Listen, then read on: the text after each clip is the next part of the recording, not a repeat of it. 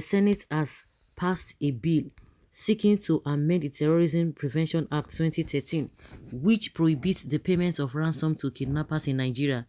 The passage of the Terrorism Prevention Act 2013 Amendment Bill 2022 followed the consideration of a report by the Committee on Judiciary, Human Rights and Legal Matters, The Punch reported.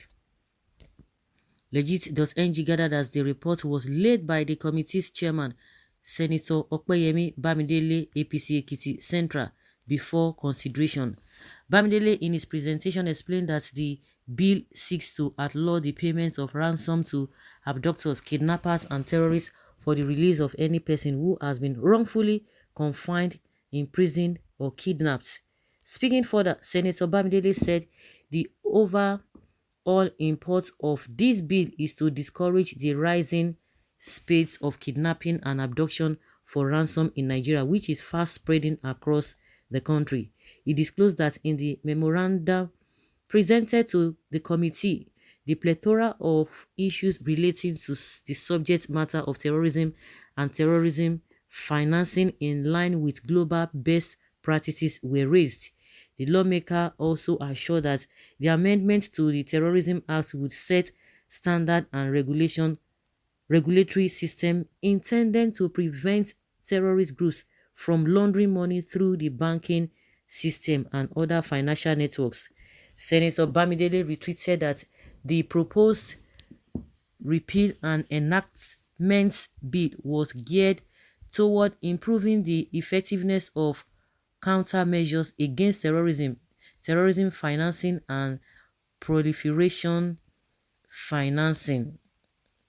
In his words, the passage of this bill will save Nigeria from being included among countries in the Financial Action Task Force grey list with its attendant negative consequences, which might ultimately result in international sanctions that would affect the image of the country in the Committee of Nations.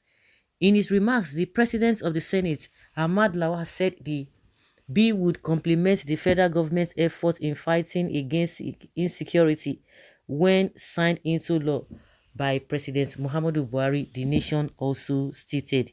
He said, "It is our belief here in the Senate that this bill, by the time signed into an act by Mr. President, will enhance the efforts of his government in the fight against terrorism, kidnapping, and other associated and related vices.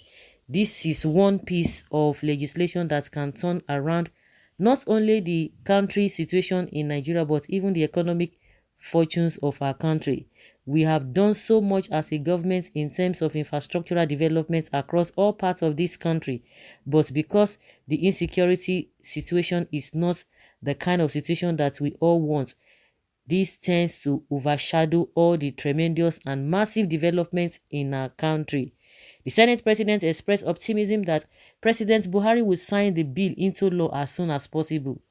Legit.ng gathers that the bill was passed by the chamber after its scaled third reading on the floor.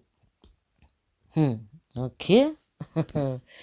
Okay, you don't read. Your infrastructure that you said you have done because of insecurity, it has rubbished it. But you guys told us that this issue of insecurity, that it has been well dealt with. So what are we now hearing again? So now, if this is what is going to happen, so what now happens to the people who are being kidnapped, who are being held in the custody of bandits? They should just fold their hands. Oh my God. Criminalize failure to rescue kidnapped victims first, then we can talk about ransom payers. Truly, this APC government is working hand in hand with the bandits. Buhari has failed woefully, and no, that's why he said if Nigerians don't cooperate or support them, that this issue of insecurity will take a long time. So did he tell Nigerians then that they were supposed to support him, but because of the way people perceived that he, his experience when it comes to security, that was one of the reasons why they voted for him. But And he said within 6 months, everything will be a thing of the past. And now the man is telling us that if you don't support them, that this whole thing will linger for a very long time, just to confirm or buttress what the former chief of army staff, Buratai, said. A set of looters of national treasury, the worst set of lawmakers in history. You have left the main issue of the root cause of the problem, which is hardship, failure. Foolish people who don't even know their work, empty brain, government that cannot even protect lives and property, they are busy saying rubbish because it's not their relatives. With this insensitive parliamentary act, no existing legislatures deserve to be re-elected or elected into any political office in 2023. They will just be giving you theoretical solution that is not real. They know these things they are not real. They will just be saying it. They are not practical. What of law barring kidnappers from kidnapping Nigerians or making kidnapping impossible in Nigeria? The state is to prevent the kidnap of its citizens. Is it not better to address that issue instead? Why didn't they pass on kidnappers to stop kidnapping innocent citizens? Make they also pass bill for each person, one policeman with AK-47, because they are using the old policemen in the country to protect themselves alone. Those who are kidnapped since last 4 weeks are the senators and government taking them back to their families. Sorry. I'm so sorry for Nigeria. They will quickly just jump and begin to say, we are doing this, we are doing that. All of the things that they are doing makes no meaning. All of them, they make no meaning. They will not yield any positive results, but they will continue.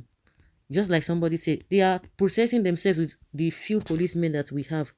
That is why they can come out and be telling nonsense. Okay, now what now happens to those who are being held by these bandits?